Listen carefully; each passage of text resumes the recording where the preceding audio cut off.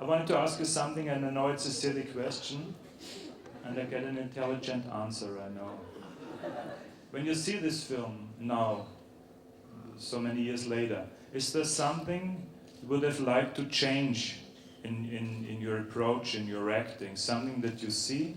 I mean, it's a theoretical question, but now that you have all the experience of your life that you have, and you see yourself as this young girl, because I think it's a very, to be really honest, it's a very moving moment to see somebody, not somebody, to see you on the screen, and then to meet you on stage, alive, with your aura, the person you are. Is there something you when you see this, you completely agree with, or something you said, maybe this or this could have been different? Well, I never liked to look at myself anyway. I never went to Russia's every day, so I never wanted to see myself.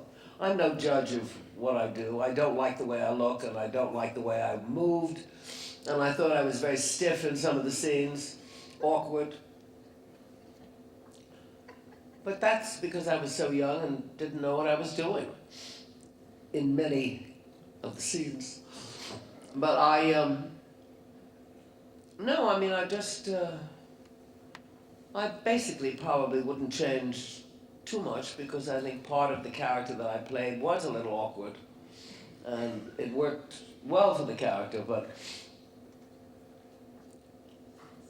I don't really study myself, because I don't enjoy watching myself.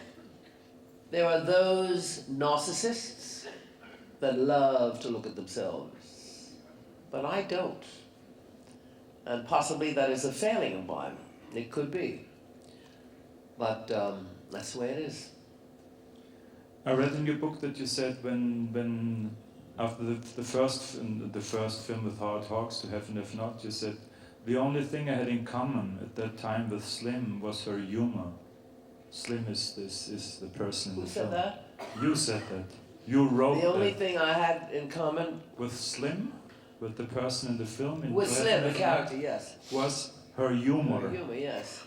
Yes, but I was a very naive young child then. She was a woman who'd knocked around a little bit. I had not knocked around at all. So you see, that was me playing a part. But you escaped from my question when you were sneezing. What happened in Vienna? I've escaped from your question? When you were sneezing, what happened in Vienna? What happened in Vienna? In the 60s, when you were here the last time. What happened in Vienna the last time was that Jason Robards and I wanted to get married, and they would not marry us. They refused to marry us because I did not have a death certificate of Humphrey Bogart with me.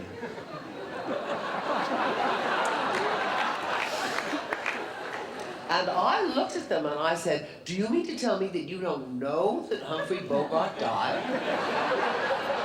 And they just looked at me and said, well, we have to see the piece of paper. Well, I hardly carried that piece of paper around with me. Do you think they would marry you today? I'm not sure.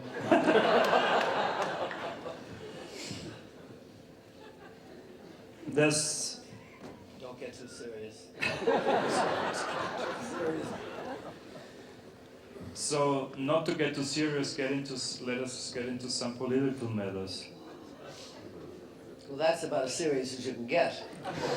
There's going to be a big election in the United States within a few days, on the 2nd of November, and I know that during your whole life, you've been very outspoken concerning political matters. It goes from the McCarthy era to people you were supporting, like Stevenson, like Kennedy, and you were always somebody who was not, how do you say, beating around the bush with your... Don't use that word, please.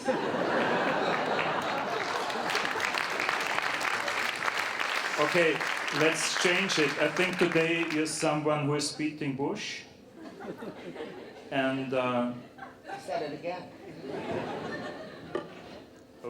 Okay. There's going to be an election. Try. And I think this election affects more than just the United States. It's going to affect the rest of the world. It's going to affect us and many other countries. And so you said some very interesting things in an interview you made with the magazine here in Austria, with Profil, before on the phone, and today in the press conference. And so you're the most prominent and important American guest we have here this festival, and so I really wanted to ask you what you think, what would be the best, or what you wish for the United States in the coming times. I wish for the United States for George Bush, Dick Cheney, Karl Rove, Condi Rice,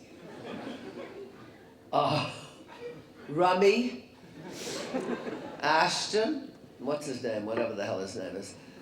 I wish them all to disappear from the face of the earth.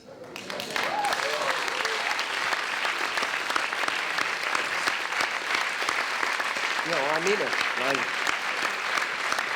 And it's not, I mean, I'm a citizen and I'm going back to New York to vote. I think all of those people have done more to destroy not only our standing in the world, but the country itself. I think America, we've lost a lot of civil rights. There's been terrifying rules placed upon us. And there are times when you wonder, you have to kind of look over your shoulder when you're going to say something. It's a very scary time. And I think that the only thing that's going to help us and also affect the rest of the world is to have John Kerry elected. John Kerry is a highly intelligent man, a very serious man, tremendously experienced. He's a great man for the job. He'll do a great job in the White House, and he will run a fair presidency, and he will care about all of the people, not like Bush cares only about the rich people. He doesn't know about other people. He doesn't know about the performing arts. He doesn't know about people who live, middle-class people. He only knows about corporate, high mucky-mucks and the General Electric and all the rest of those companies. And of course he does know about Texas. And that is of great comfort to all of us. It's not the whole world. No, it's nothing. No, and also I count him responsible for the deaths of, I think, roughly 1,100 American lives in Iraq and 20,000 Iraqis dead, which I think is pretty shocking. Many homes destroyed and many men, women, and children who were completely innocent destroyed. And I hold him entirely responsible. He wanted to invade that country, and that's what he did. He created a war that does not exist. It is not a war, it's an invasion.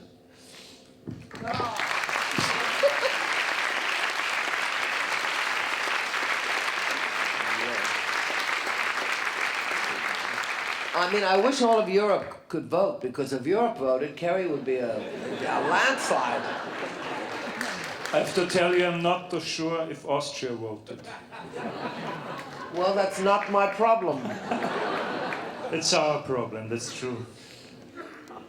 But I'm very proud, really, Lauren, to have you with us and to speak these words. Thank you. I'm very happy to be here.